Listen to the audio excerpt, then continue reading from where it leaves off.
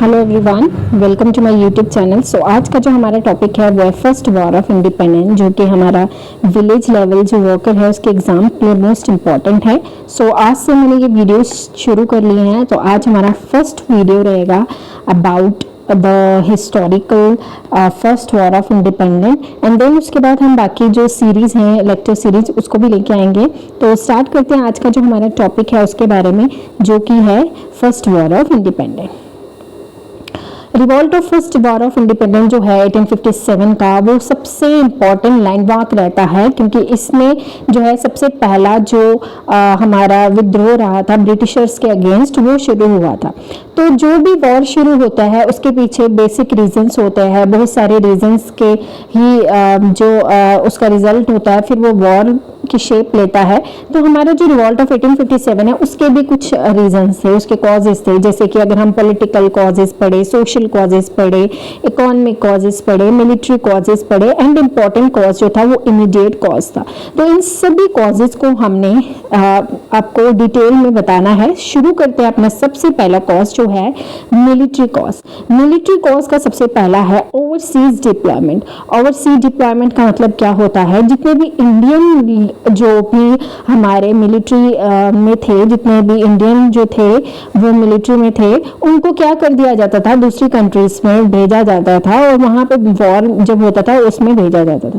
तो जितने भी इंडियंस थे उनकी बिलीफ को ये क्या कर रहा था, अगेंस्ट था, उसके अगेंस्ट था। तो हिंदूज बोलते थे कि हमारी बिलीफ के अगेंस्ट है कि हमें ओवरसीज के बाहर, अपने जो सीज के बाहर नहीं जाना। तो हमारे बिलीफ को, हमारे सेंटिमेंट्स को, रिलीजियस सेंटिमेंट्स को हर्ट कर रहा है। तो सबसे पहला रीजन ये हो जाता है। उसके बाद सैलरीज डिफरेंशिएशन थी, यानी कि जो ब्रिटिशर्स थे उनको हाई सैलरीज मिलती थी एंड जो इंडियंस थे उनको लो सैलरीज मिलती थी।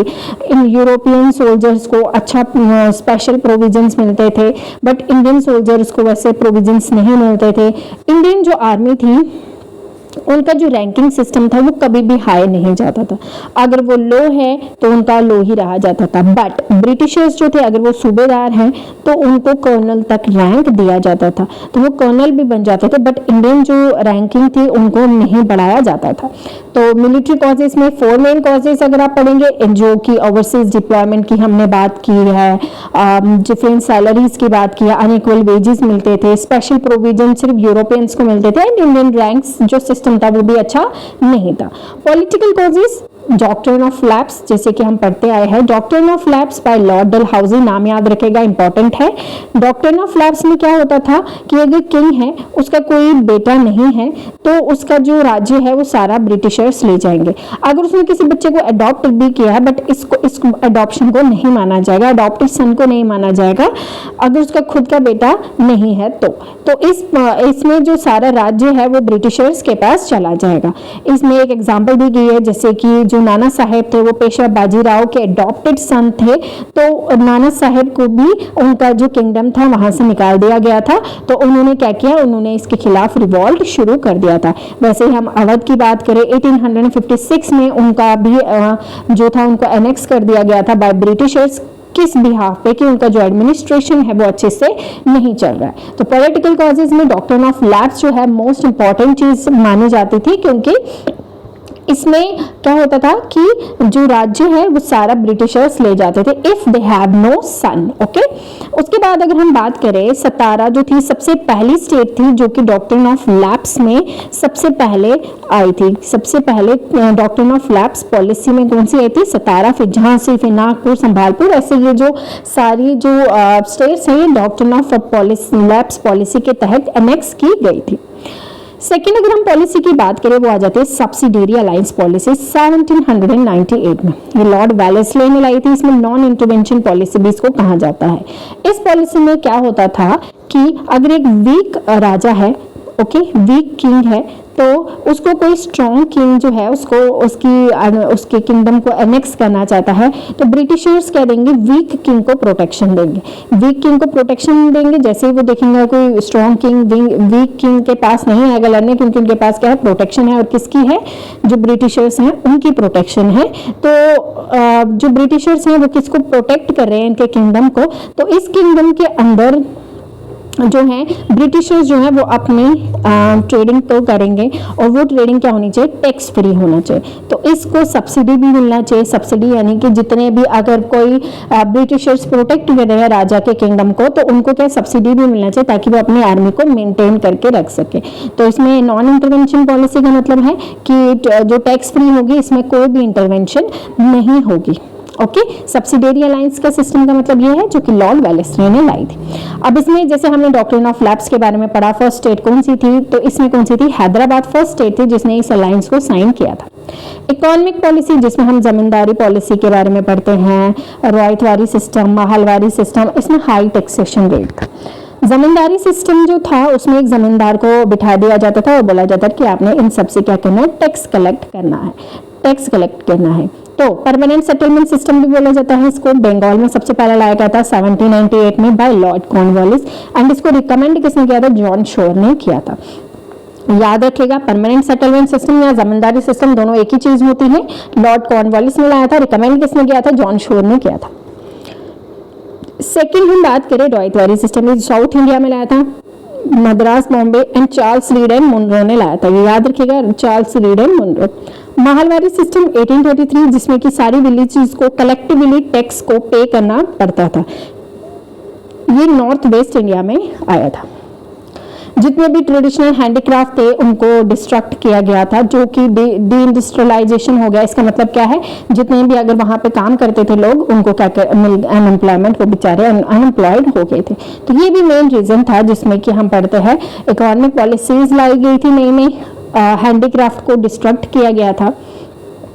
लास्ट हमारा जो है वो है सोशल रिलीजियस काजेस, जिसमें कि जो भी रिलीजियस सेंटिमेंट्स को हर्ट किया गया था ब्रिटिशर्स के द्वारा, जैसे एंटी सती रेजोल्यूशन को पास किया गया था। सती सिस्टम जो था वो हिंदूज ट्रेडिशन में बहुत ज़्यादा इंपॉर्टेंस रखता था, जिसमें कि अगर एक हस्बैंड अगर मर जाता है तो वाइफ को भी उसके साथ ही उसकी जो फ्यून उसमें पैर पे जलाया जाता था। तो सती सिस्टम को भी क्या कर दिया गया था, बंद कर दिया गया था। एंटी सती रेजोल्यूशन को पास किया गया था by Lord William Bentinck and Raja Ram Mohan Roy. तो अगर आपसे इसे पूछे कि सती सिस्टम के जो ब्रिटिश जो रिफॉर्मर थे वो कौन थे, लॉर्ड विलियम बेंटिक, एंड अगर इंडियन पूछा जाए तो वो राजा राम मोहन रॉय है। तो सती सिस्टम को जैसे ही 1829 में बैन किया तो उसके बाद विडो रीमैरिज एक्ट को भी पास किया गया 1856 में, यानी कि अगर वो विडो है वो फिर से शादी कर सकती है। तो ये क्या था, हिंदू ऑर्थोडॉक्स फैमिली को क्या कर रहा था, बहुत ज्यादा हार्म कर रहा था। तो इसीलिए ये भी मेन रीजन रहा। रैशियल डिस्क्रिमिनेशन होता था व्हाइट एंड ब्लैक में, and forceful conversion to Christianity, Christianity में जितने भी इंडियंस थे उनको फोर्सफुली कन्वर्ट किया जाता था। तो ये इंपॉर्टेंट रीजन है जिसमें हमने पढ़ लिया अभी तक। हमने पॉलिटिकल कॉजेस पढ़ लिए, हमने इकोनॉमिक कॉजेस पढ़ लिए, हमने मिलिट्री कॉजेस पढ़ लिए, एंड हमने सोशल रिलीजियस कॉजेस पढ़ लिए। तो ये जो कॉजेस रहे हैं जिससे कि जो इंडियंस थे उनके अंदर इतनी ज्यादा जो है नफरत पैदा हो गई थी कि उन्होंने 1857 के रिवॉल्ट को जन्म दिया। उसके बाद अगर हम पढ़े इमीडिएट कॉज, जिसमें कि बताया गया था जो भी कार्ट्रिजेस हैं जिससे कि जो गन्स को साफ करने के लिए जो ऑयल मिला जाता है वो बीफ एंड पॉर्क के जो ऑयल है उससे बना होता है। तो ये जो था ये भी एक स्पार्क था जिससे कि जो रिवॉल्ट है उसने बहुत ज्यादा स्पार्क ले लिया। 29 मार्च 1857 में जो 34th native infantry Mangal Pandey थे उन्होंने दो ब्रदर्स जो ब्रिटिशर ब्रदर थे उनको मार दिया था, ह्यूगसन एंड बॉक को बैरकपुर में। तो इंडियन सोल्जर्स थे उन्होंने रिफ्यूज किया कि हम मंगल पांडे को अरेस्ट नहीं करेंगे। उसके बाद जो है उसको अरेस्ट कर दिया गया था, उनको हैंग कर दिया गया था। तो मंगल पांडे ने शुरुआत की थी सबसे पहले, तो मंगल पांडे ने जो है शुरुआत की थी हमारे 1857 रिवॉल्ट को। जो म्यूटिनी स्टार्ट हुई थी मेरठ में 10 मई 1857, फिर 11 मई को जो सारे जो थे वो कहाँ चले गए, वो दिल्ली चले गए। उन्होंने बहादुर शाह जफर को क्या कहा, शहंशाह हिंदुस्तान या एम्परर ऑफ इंडिया। तो इससे क्या हो गया, जो बहादुर शाह जफर थी वो बहुत ज्यादा ही उसमें तहश में आ गए कि उन्होंने तो मुझे शहंशाह हिंदुस्तान बोल दिया। तो उन्होंने क्या किया, उन्होंने 1857 का जो रिवॉल्ट था उसमें भागीदारी दी। इसके बाद हम कुछ इंपॉर्टेंट लीडर्स पढ़ते हैं, इंपॉर्टेंट लीडर्स एंड उनकी beginning date and British suppressor के नाम ये याद रखने आपको। दिल्ली में 11 मई को बहादुर शाह जफर वहां से थे, and Bakht Khan and John Nicholson जो थे वहां पे ब्रिटिश सप्रेसर थे। कानपुर 4 जून नाना साहेब और तात्या टोपे। कॉलिन कैम्पबेल जो थे वो ब्रिटिश सप्रेसर थे। लखनऊ 4 जून एंड बेगम हजरत महल, ये याद रखिएगा, बेगम हजरत महल एंड कॉलिन जो कैम्पबेल थे वो ब्रिटिश सप्रेसर थे। उसके बाद Jhansi 4 June Rani Lakshmibai Hugh Rose. Allahabad 5 June Liaquat Ali and Colonel Neill. उसके बाद जगदीशपुर बिहार अगस्त 1857 से 1858 कुंवर सिंह हैं and William Taylor and Vincent Eyre. तो ये इंपॉर्टेंट जो लीडर्स हैं उनके इंपॉर्टेंट सेंटर्स याद रखने हैं आपने, beginning date, Indian leaders and British suppressor के नाम भी याद रखने हैं। अभी आप मैप देख लीजिए इंपॉर्टेंट रीजनल सेंटर्स जो हैं जैसे बैरकपुर, पटना, आरा, बनारस, इलाहाबाद, सतारा, झांसी, ग्वालियर, मेरठ, बरेली, दिल्ली, लखनऊ, इन सब सेंटर्स के आपने नाम याद रखने कि कहाँ कहाँ पे इनकी शुरुआत स्टार्ट हुई थी। 1857 डॉक्ट्रिन ऑफ लैप्स पॉलिसी के अंडर सतारा को सबसे पहली स्टेट थी जिन्होंने जो इसकी पॉलिसी के अंडर आई थी, तो इनका नाम भी याद रखना है। ओके, इसके बाद जो है बहादुर शाह जफर जो थे उनको डिपोर्ट कर दिया गया था रंगून में और वहीं पे उनकी डेथ हो गई थी 1862 में।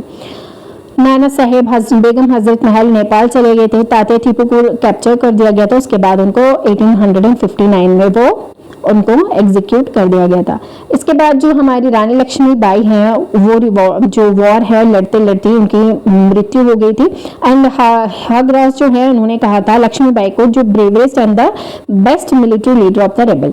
अब कुछ इंपॉर्टेंट बुक्स हैं जैसे कि first war of independence Karl Marx के द्वारा लिखी गई है, causes of the revolt and Indian war of independence जो है वो वी.डी. सावरकर के द्वारा लिखी गई है। एंड जो ये इंडियन वॉर ऑफ इंडिपेंडेंस है मोस्ट इंपॉर्टेंट बुक है, इसके रिलेटेड पिछले बार भी एक क्वेश्चन जेके एसएसबी ने पूछा था, तो आप इसका नाम याद रखिएगा। अब कुछ इंपॉर्टेंट क्वेश्चन है, 5 क्वेश्चन है आपके, आपने इन सबके आंसर जो है कमेंट सेक्शन में देने हैं। Who was the governor general of India at the time of sepoy mutiny? Lord Hardinge, Canning, Lytton and Dalhousie. Okay, इसका आपने कमेंट सेक्शन में आंसर देना है। रिवॉल्ट ऑफ 1857 बिहार में किसने शुरुआत की थी? कुंवर सेन ने, अमर सिंह ने, ये शहजादा सिंह ने या कृष्ण सिंह ने। ओके, तो इसके बाद जो है इलाहाबाद में कौन से लीडर ने रिवॉल्ट शुरू किया था? लियाकत अली ने, तात्या तोपे ने, खान बहादुर खान ने या लक्ष्मीबाई ने। एंड बेगम हजरत महल जो है उन्होंने रिवॉल्ट कहाँ से शुरू किया था? भोपाल, लखनऊ, कानपुर या बरेली। तो ये जो है ये मैंने आपको ये चार्ट यहाँ पे बना दिया है, आपको पता है इससे चल जाएगा कि इसके आंसर्स क्या है। ओके, जो हमारा लास्ट क्वेश्चन है वो है what was the real name of the Tatya Tope, one of the notable rebellion of 1857? Ramchandra Pandurang, Narendra Datta, Mool Shankar Tiwari या गदाधर चट्टोपाध्याय? इनका इसका ऑप्शन है ऑप्शन ए। ओके, रामचंद्र पंडुरंगा उनका नाम था real. Who was the author of the book The First War of Independence 1857? Karl Marx, इसका option भी A है। ये मैंने आपको ऊपर बुक्स के नाम दिखा दिए हैं। तो ये थे हमारा आज का टॉपिक जिसमें हमने पढ़ा first war of independence and उसके इंपॉर्टेंट क्वेश्चंस भी मैंने आपको बता दिया है। होपफुली आपको मेरा ये लेक्चर बहुत अच्छा लगा हो। अगर आपको मेरा ये लेक्चर अच्छा लगा हो तो आप इसको लाइक, शेयर एंड कमेंट जरूर कीजिएगा। एंड जो फर्स्ट टाइम मेरी चैनल को देख रहे हैं मेरे चैनल को सब्सक्राइब कर लीजिए। एंड इससे ज़्यादा भी और वीडियोस में लेके आऊँगी विलेज लेवल वर्कर के एग्जाम्स के लिए। तब तक के लिए अपने एग्जाम्स की प्रिपरेशन करते जाइए, अपना ख्याल रखिए। Thank you and bye bye.